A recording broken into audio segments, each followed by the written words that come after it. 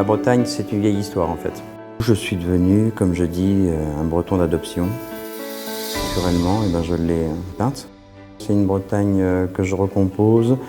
Il y a même des paysages qui pourraient venir parfois du Cotentin ou même d'autres endroits. C'est la Bretagne au sens large.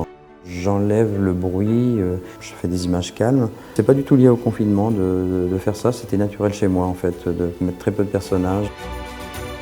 Je fixe des choses que je vois et après je rentre à mon atelier pour les dessiner à ma façon. Je les recompose, donc les endroits que je représente n'existent pas. Elle est plus graphique que réaliste, donc c'est ma manière de faire en fait. Je ne traite pas le vent, l'eau ne bouge pas, je ne fais pas des couchers de soleil qui sont pourtant si beaux quand on les voit naturellement. C'est une côte qui est riche, qui donne avec des perspectives. Puis il y a des marées, des grandes marées qui changent radicalement le paysage. Il devient lunaire. Et puis, enfin, tout est varié en Bretagne. Le temps change énormément, les ciels s'assombrissent, s'éclaircissent, la mer bouge, mais les rochers.